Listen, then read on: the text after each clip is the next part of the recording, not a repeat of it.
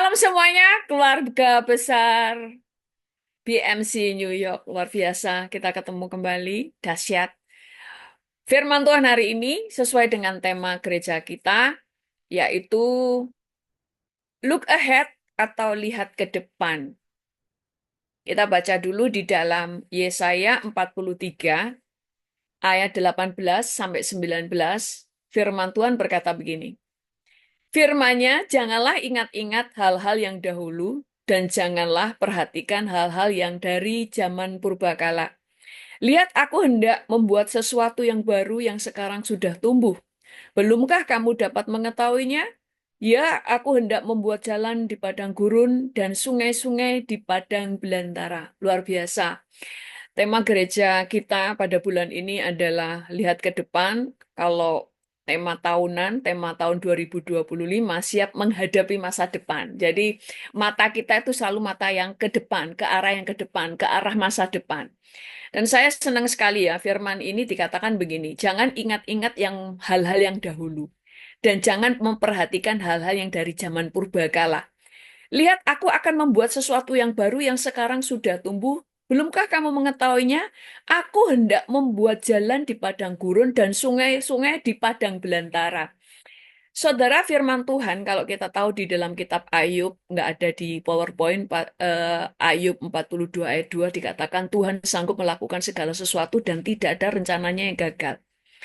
Tadi ini Tuhan berkata bahwa Tuhan itu sanggup untuk membuat sungai-sungai di padang belantara dan membuat jalan di padang gurun. Kita tahu bagaimana waktu bangsa Israel keluar dari Mesir, Tuhan sanggup membuat jalan di tengah laut Teberau dan banyak hal Tuhan mengeluarkan air dari batu karang.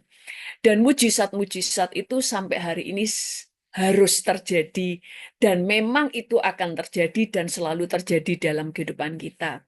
Nah, tadi dikatakan jangan ingat-ingat hal yang dahulu. Saudara, kalau kita ini adalah anak Tuhan yang mempercayai Tuhan, kita itu harus sefrekuensi, sepandangan dengan Tuhan. Tuhan itu lebih suka kita mengingat, memperhatikan yang ke depan, bukan mengingat hal-hal yang lalu. Kalau mengingat hal yang lalu adalah kita mengingat perbuatan-perbuatan ajaib Tuhan supaya itu membuat kita tetap kuat sampai hari ini dan kita tahu kalau dulu kita ditolong, bahkan pada waktu kemarin masa pandemi kita lolos dari semuanya itu, maka kita tahu bahwa ke depan juga ada mujizat dan pertolongan Tuhan. Masa lalu, kalau kita mengingat-ingat masa lalu yang menyakitkan, yang membuat kita merasa bersalah, yang membuat kita trauma, itu akan menghalangi kita bisa melihat ke depan. Kalau kita sibuk melihat ke belakang, nggak mungkin kita bisa melihat ke depan, bener kan? Jadi, kenapa Tuhan berkata kalau kita itu mau melihat keajaiban di depan, lupakan yang di belakang. Jangan terlalu memperhatikan. Yang di belakang hanya sebagai pengalaman untuk membuat kita lebih dewasa.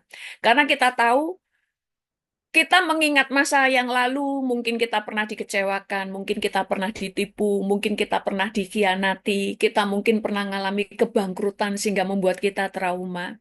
Kalau itu kita terus bayangin, kita ingat-ingat, itu tidak menambah apa-apa dan tidak bisa mengubah apa-apa karena kita tidak bisa mengubah masa lalu.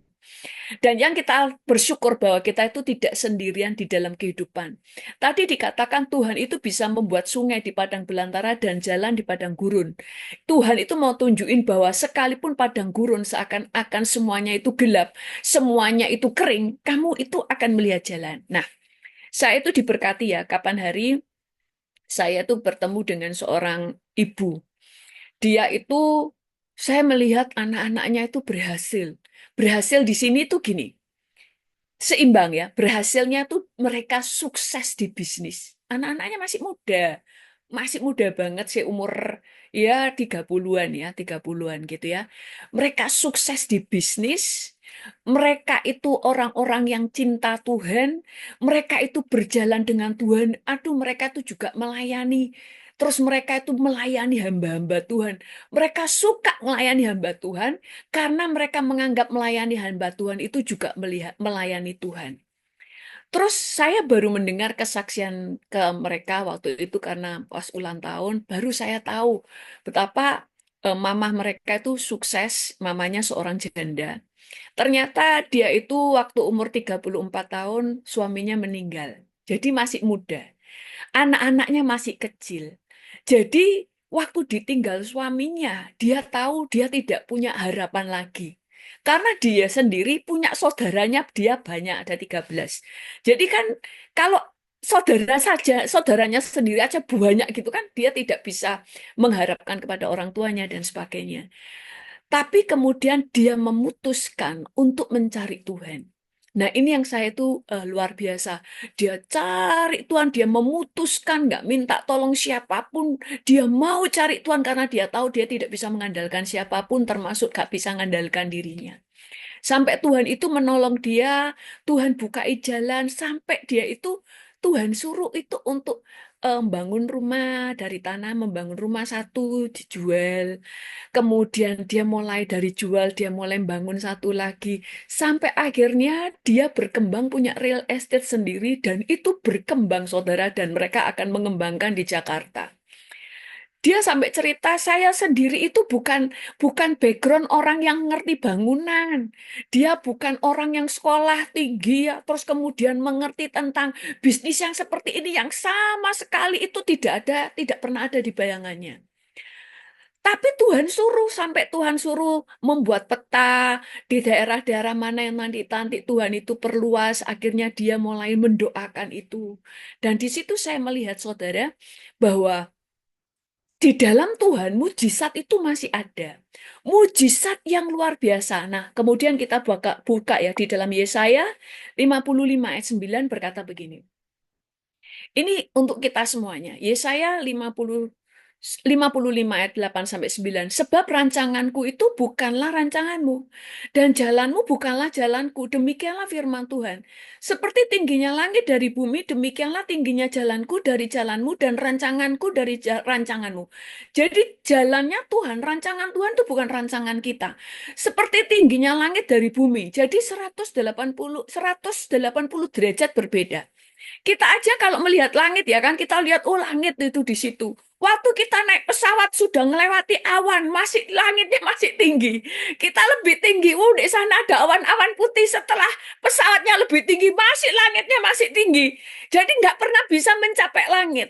Tuhan itu mau tunjukin tingginya itu, tingginya pikiranku itu tinggi langit dari bumi, bukan tingginya langit dari pesawat, enggak, tapi dari bumi. Tinggi banget tidak terselami, kamu nggak bisa mikirin. Makanya kenapa kita cuma bisa ngandalin Tuhan. Mengandalannya Tuhan itu sampai benar-benar itu kita itu cuma bisa minta Tuhan yang menjadi rancanganmu itu yang jadi. Karena tadi dikatakan rancanganmu itu bukan rancanganku. Dan Alkitab berkata bahwa rancangan Tuhan itu tidak pernah gagal. Yang sering kali menjadikan gagal itu kita. Karena kita nggak ngerti rancangan Tuhan. Waktu saya melihat orang ini dan anaknya berhasil dalam rohani dan finansial, saya tuh bisa melihat mujizat Tuhan yang dia sendiri nggak bayangkan. Bahkan saya pun tidak bisa membayangkan model ibu ini benar-benar sudah nanti kalau ketemu ibu ini kelihatan lah. Kalau bukan tipe-tipe orang yang ngerti tentang pembangunan dan sebagainya, nggak ngerti. Cuma dia tuh taat, dipimpin Tuhan selangkah demi selangkah. Nah, kita mulai melihat yang kita mulai pegang dalam hidup kita. Masa lalu itu tidak mengubah apa-apa. Tapi masa lalu menjadi pengalaman supaya kita menjadi lebih bijaksana dewasa. Kalau ibu ini tadi, dia meratapi nasib. Dia cuma nangis dan kecewa kepada Tuhan. Tuhan, aku masih muda kok suamiku kamu ambil. Suami di mana aku ini bersandar. Tempat aku ini dia yang menjadi tulang punggung keluarga. Anakku masih kecil. Kok kamu ambil? Seakan-akan jahat. Tapi rencana Tuhan itu bukan rencana kita. Ternyata Tuhan itu memakai ibu ini menjadi sebuah kesaksian bahwa Tuhan bisa memakai hidupnya yang tidak punya pengetahuan, yang tidak ada suami, hanya seorang janda, tapi bisa sukses dalam membangun real estate dari bukan orang yang tipe apa ya, dari bukan background pengusaha, dari perumahan dan sebagainya. Nah, kita mulai melihat ya, kita belajar juga dari kehidupan Abraham. Saudara, Tuhan itu adalah Allah yang punya rancangan yang besar dalam kehidupan kita. Nggak pernah Tuhan merancangkan yang kecil-kecil. Karena Tuhan itu mau kita menjadi berkat. Karena Tuhan mau menyatakan dirinya kepada dunia lewat hidup kita. Makanya rencana Tuhan itu selalu besar.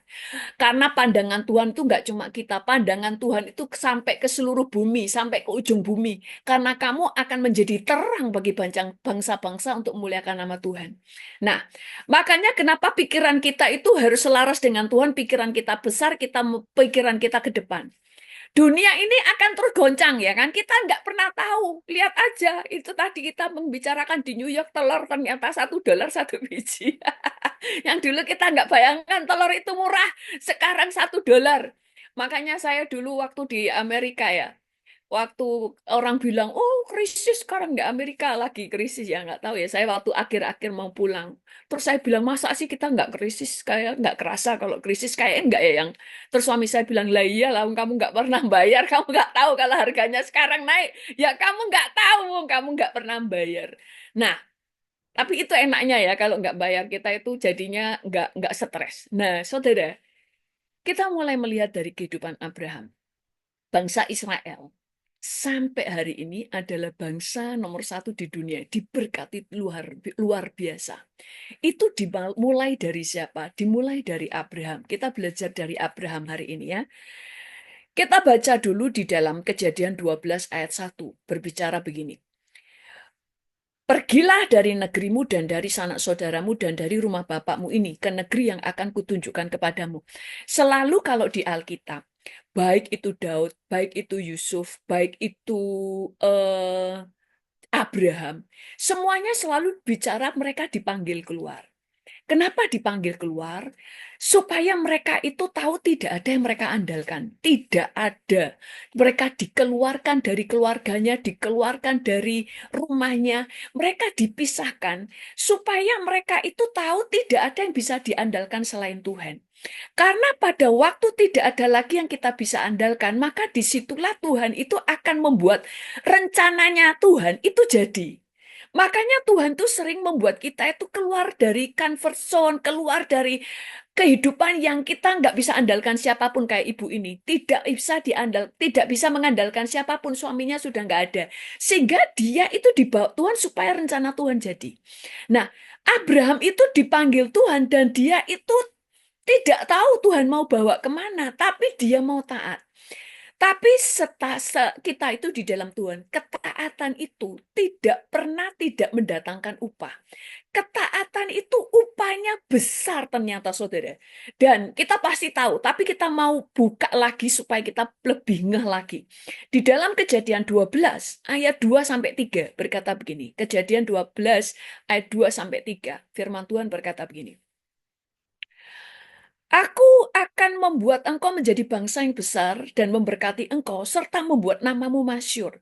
Dan engkau akan menjadi berkat. Aku akan memberkati orang-orang yang memberkati engkau dan mengutuk orang-orang yang mengutuk engkau. Dan olehmu semua kaum di muka bumi itu akan mendapat berkat. Saudara, pada waktu Abraham memutuskan berjalan dengan Tuhan, dia memutuskan mengandalkan hidupnya dengan Tuhan, nurut sama Tuhan, mengandalkan Tuhan. Sekali lagi, Tuhan itu punya rencana besar atas hidup kita. Tapi seringkali kita tidak mau dibawa ke sana. Tanpa sadar, kitalah yang membatalkan apa yang menjadi rancangan Tuhan. Waktu Abraham mulai belajar berjalan dengan Tuhan, apa upahnya saudara? Firman Tuhan katakan, orang yang memberkati kamu akan kuberkati, kalau orang yang mengutuk kamu akan dikutuk. Dan oleh kamu, semua bangsa memperoleh berkat. Artinya gini, waktu kamu berjalan dengan Tuhan, maka musuhmu adalah musuhku. Sahabatmu adalah sahabatku. Persoalanmu adalah persoalanku. Karena waktu kita berjalan dengan Tuhan, Tuhan ambil alih hidup kita. Nah, itu yang saya itu mulai belajar dan saya itu bisa menikmati kayak kemarin ya saudara saya sebenarnya nggak suka ya menyaksikan apa yang saya terjadi dalam hidup saya itu karena ada banyak hal saya sebenarnya nggak terlalu tahu orang tahu saya itu gimana gimana saya nggak terlalu tahu tapi kadang kita ceritakan tuh untuk menjadi berkat aja kayak kapan hari saya tuh cuma rindu Tuhan kita sekarang tinggal di apartemen cuma kamarnya kecil ya saya kerasan sih kamarnya kecil kan di New York dulu kan begitu tapi kemudian Tuhan saya itu ini kamarnya dua kamar mandinya dua ada mesin cucinya kayak ada yang mustahil gitu ya karena kan mahal dan sebagainya. Tapi Tuhan itu bisa membuat itu membuat itu bisa terlaksana, saudara. Murah, saudara. Ya, next time lah saya ceritakan. Saya cuma mau tunjukin. Nggak pernah kebayang bahwa itu bisa terjadi. Saya cuma ngomong, Tuhan tuh pengen loh, Tuhan. Saya tuh pengen loh, Tuhan itu kamar mandinya dua. Walaupun kita berdua tok, tapi ya kadang rebutan ya kan. Kamar mandinya dua. Saya mau gitu loh ya. Kamar dua tuh supaya yang satu kamar tuh untuk komputer dan sebagainya, supaya nggak mindah-mindahin. Dan itu Tuhan itu jawab. Saudara, waktu kita belajar berjalan dengan Tuhan tuh gini loh. Tuhan, kau itu kan punya rencana besar. Jangan biarkan aku menjadi penghalang untuk rancanganmu itu jadi. Saya tuh sampai, Tuhan, aku nggak mau rancanganmu itu nggak jadi gara-gara kebodohanku sendiri. Maka Tuhan, biarlah kehendakmu itu yang terjadi dalam hidup saya. Engkau yang memaksakan supaya itu terjadi karena saya tuh nggak orang yang nggak taat, saya nggak ngerti, nggak paham. Maka arahkan. Makanya waktu saya cuma ngomong, Tuhan, masa dek kamarnya kecil sehingga kalau mau Zoom kayak gini tuh biasanya pindahin komputer ya kan dan sebagainya itu agak nggak enak gitu. Tapi sekarang gede tempatnya, saudara, gede, kamar mandinya gede, sampai saya suka nyuci kan, sampai suami saya, wah wes nyuci terus ini kan ada mesin cuci ya. Kalau yang di Malang ada di rumah, tapi kan kita nggak tinggal di sana. Nah, Abraham itu waktu memutuskan berjalan dengan Tuhan, Tuhan itu membuat orang yang berkati kamu akan kuberkati. Sehingga Tuhan itu akan menggerakkan orang memberkati kita, saudara. Orang yang berkat, karena orang yang diberkati kita itu diberkati Tuhan. Maka orang suka nggak memberkati kita? Suka. Kenapa? Waktu kita memutuskan berjalan dengan Tuhan, itu Tuhan itu kirim orang-orang memberkati kita, saudara. Kalau kita mau berjalan dengan Tuhan, saya menikmati sendiri. Makanya sampai dulu juga saya menikmati, tapi tidak semaksimal waktu saya mulai dibukakan ini. Jalan sama Tuhan, kita cuma taunya diberkati. Ternyata enggak. Tapi siapa memberkatimu, diberkati, itu terjadi. Nah, kemudian di dalam Kejadian 17 ayat 7 berkata begini. Aku akan mengadakan perjanjian antara aku dan engkau serta keturunanmu turun-temurun menjadi perjanjian yang kekal supaya aku menjadi Allahmu dan Allah keturunanmu. Apa ini artinya? Saudara, waktu Abraham berjalan dengan Tuhan, Tuhan itu suka memberkati. Rancangan Tuhan dalam hidup kita tuh nggak cuma kepada kita. Rancangan Tuhan kepada kita itu selalu sampai turun-temurun. Rancangan Tuhan itu nggak pernah berhenti sampai turun-temurun. Makanya Abraham pun sampai turun-temurun. Dari Adam juga sampai turun-temurun. Kemudian kita melihat rasul-rasul turun-temurun, gereja-gereja dan sebagainya. Berkat Tuhan itu selalu turun-temurun. Makanya waktu saya melihat ibu ini ya, saya lihat anaknya itu diberkati dengan luar biasa. Itu karena ibunya memutuskan berjalan dengan Tuhan. Abraham berbicara tentang berkat turun-temurun. Makanya kita tuh sering berkata, kita menerima berkat Abraham, Ishak, dan Yakub. Berkat Abraham adalah berkat turun-temurun. Maka tadi dikatakan, aku akan mengadakan perjanjian antara aku dan kamu, antara aku dan keturunanmu. Padahal Abraham waktu Tuhan mengatakan begini, keturunannya belum lahir, Ishak belum lahir. Ishak belum lahir, tapi Tuhan berkata, engkau serta keturunanmu turun-temurun menjadi perjanjian kekal supaya aku menjadi Allahmu dan Allah keturunanmu. Makanya kenapa penting sebagai orang tua berjalan dengan Tuhan. Maka anak-anak pun juga menikmati berkat. Kita lihat Pastor Yongki, anak-anaknya diberkati kayak si Keisha ini ya kan, diberkati banget gitu loh. Saya sampai ngomong ke Keisha waktu itu, kamu itu diberkati banget, terus bersyukur gitu loh. Jadi berkat hidup Tuhan itu nggak mau berhenti. Karena Tuhan itu selalu pikirannya itu selama-lamanya. Tuhan itu selalu pikirannya kekekalan. Makanya sampai kepada keturunanmu sampai kekekalan. Sampai terus. Nah, ini berkat Abraham dimulai dari Abraham mau berjalan dengan Tuhan. Taat. Makanya Abraham diajar melihat ke depan, bukan melihat ke depan, ke belakang, tinggalin. Urkasim, tinggalin. Kamu harus melihat terus ke depan. Mungkin kamu nggak paham, tapi berjalan bersama dengan Tuhan. Taat. Mentaati itu gini kayak tadi, rancangan Tuhan itu bukan rancanganmu. Percayai, aku nggak paham Tuhan, karena seperti tingginya langit dari bumi. Biarlah engkau paksa aku berada di rancanganmu yang ajaib. Rancanganmu yang sempurna itu yang jadi. Nah, kemudian dikatakan tadi bahwa berkatnya Abraham itu kemudian akan Tuhan mengikat perjanjian kepada keturunannya. Di Yeremia 29, ayat 11 sampai 13 berkata begini. Sebab aku mengetahui rancangan-rancangan apa yang ada padaku mengenai kamu. Demikianlah firman Tuhan, yaitu rancangan damai sejahtera dan bukan rencana kecelakaan. Untuk memberikan kepadamu hari depan yang penuh harapan. Dan apabila kamu berseru dan datang untuk berdoa kepadaku, maka aku akan mendengarkan kamu. Apabila kamu mencari aku, kamu akan menemukan aku. Apabila kamu menanyakan aku dengan segenap hati. Saudara, berkat yang Tuhan berikan kepada kita bukan cuma berkat tentang bakat materi, berkat keselamatan. Tapi waktu kamu berteriak, Tuhan mendengar. Waktu kamu mencari Tuhan, Tuhan ada. Itu berkat saudara, karena tidak semua orang mengalaminya. Berjalan bersama Tuhan. Apa sih berjalan dengan Tuhan? Abraham kemanapun dia pergi membangun mezbah. Mezbah dia bukan cuma penyembahan, tapi korban dia letakkan. Yang dia letakkan adalah penyembahan, dia letakkan adalah keinginan pribadi, yang dia letakkan adalah bahkan dia memberikan 1/10. Bukan ada perintah, tapi dia menganggap berkat Tuhanku kembalikan 10% untuk sebagai tanda penghormatan dan penyembahan. Persembahan yang dia berikan adalah tanda penyembahannya. Dan kita tahu bagaimana keturunannya. Isa itu dikatakan begini. Kita mulai melihat Isa.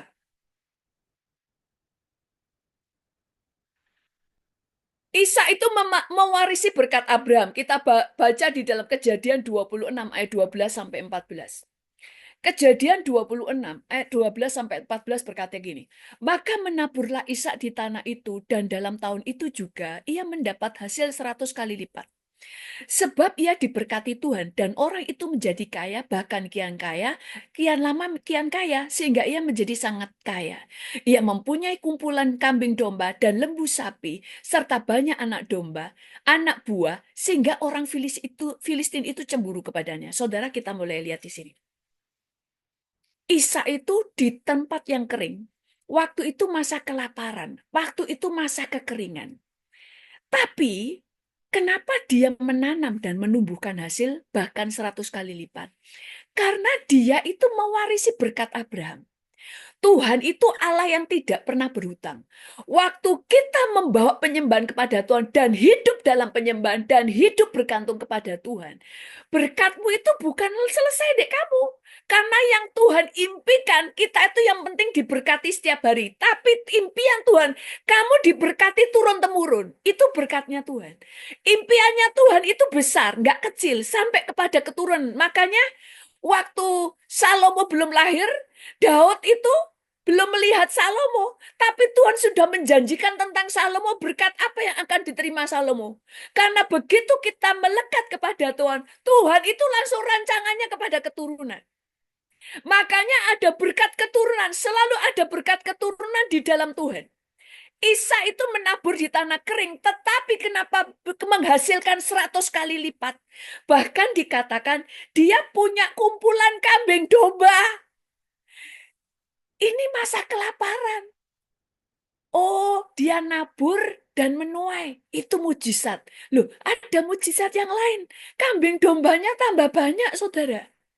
Bahkan kalau Bapak Ibu baca, dia menggali sumurnya Abraham yang sudah ditutup oleh orang Filistin. Di mana dia gali, membual. Direbut oleh Filistin, dia pindah. Nggak tengkar. Dia buka lagi, yang satu membual. Dia buka lagi membual. Kenapa? Berkat keturunan. Mungkin harga yang dibayar Ishak nggak terlalu besar, tapi yang sudah dibayar bapaknya itu besar. Sehingga berkat itu ada pada dia. Makanya berkat itu ada di kita. Bukan Tuhan memberkati pekerjaan kita. Tuhan tidak memberkati sumurnya Ishak. Tuhan tidak memberkati pekerjaan Ishak. Tapi berkat itu ada di kepala Ishak. Sehingga apa saja yang dia buat berhasil. Makanya sumur ditutup sama orang Filistin, dia pergi ke sana, ya tetap membual. Kemanapun dia pergi, dia buka, membual. Karena berkatnya di kepala Isa, bukan di tempat pekerjaannya. Baru setelah apa yang dia sentuh, itu diberkati karena ada Isa. Makanya di mana ada Yusuf, di situ ada berkat. Karena berkatnya itu ada di kepala Yusuf. Kenapa Yusuf diberkati? Dia menerima berkat Abraham, Ishak, dan Yakub. Yakub itu bapaknya. Makanya apa yang kita lakukan saat ini bukan untuk saat ini saja, tapi sampai turun-temurun. Selama anak-anak kita ajar takut akan Tuhan. Ishak itu meniru bapaknya. Bapaknya itu membawa penyembahan. Selalu membangun mezbah di awal segala dia berada di mana. Dia waktu mengucap syukur selalu memberikan mezbah. Ishak tahu. Banyak orang bilang gini, Isa itu nggak memberi perpuluhan tapi diberkati. Tapi saudara tahu, dia nggak memberikan perpuluhan, dia memberikan nyawanya. Dia bersedia dipersembahkan sebagai korban. Isa kan nggak tahu kalau nanti dia nggak jadi dibunuh. Dia taunya dia akan dikorbankan dan dia tidak memberontak bahwa dia tahu hidupnya penyembahan. Saudara kalau baca tentang Isa, Isa itu nggak pernah hidupnya itu memberontak. Makanya dia menikah juga cuma satu. Dia orangnya nggak aneh-aneh. Dia hidup takut akan Tuhan, hormat sama Tuhan. Penghormatannya kepada Tuhan membuat double porsi. Dia diberkati karena Abraham, tapi dia juga diberkati karena perbuatannya. Makanya double porsi. Itu sebabnya apa yang dia buat itu pelipat gandaan berkat. Itu sebabnya berkat turun-temurun itu selalu dari bapak ke anak itu akan semakin besar, semakin besar, semakin besar. Kenapa? Dia menerima warisan berkat dari bapaknya. Waktu dia mengandalkan Tuhan, dia juga mendapatkan berkat. Makanya double. Lalu kita mulai melihat Yakub. Apa yang terjadi pada Yakub? Kejadian 27 ayat 29. Bangsa-bangsa akan takluk kepadamu dan suku-suku bangsa akan sujud kepadamu. Jadilah Tuhan atas saudara-saudaramu dan anak-anak ibumu akan sujud kepadamu. Siapa yang mengutuk engkau terkutuklah ia, dan siapa yang memberkati engkau diberkatilah ia. Saudara, pada waktu berkat Abraham turun kepada Isa, Isa itu menjadi double porsi. Setelah turun lagi kepada Yakub, Yakub itu tak terbatas berkatnya. Saudara melihat, Yakub itu dikatakan berkatnya adalah segala bangsa itu akan takluk kepadamu. Sekarang kita lihat bangsa Israel. Seluruh dunia itu takluk kepada bangsa Israel. Seluruh dunia itu takluk. Teknologi semuanya keluar dari bangsa ini. Bangsa ini kecil, tapi nggak bisa dimusnahkan. Segala bangsa sebenarnya bergantung kepada bangsa ini. Benar-benar yang dinubuatkan menjadi kepala bukan ekor. Dan kamu menerima hak kesulungan itu dibuktikan sampai sekarang. Kenapa? Karena Tuhan itu setia. Sekali Tuhan berjanji, pasti digenapi. Yaitu tadi, sayang kitanya yang selalu meleset. Makanya kenapa hidup di dalam penyembahan itu taat berjalan dengan Tuhan. Tuhan itu berkati. Bangsa Israel kita lihat. Bangsa Israel lah. Dari Yakub itulah. Turun nabi-nabi. Turun rasul-rasul. Turun imam-imam. Bahkan turun Mesias. Makanya nggak ada dari negara lain, dari bangsa lain yang keluar Mesias. Tidak ada bangsa lain keluar nabi-nabi.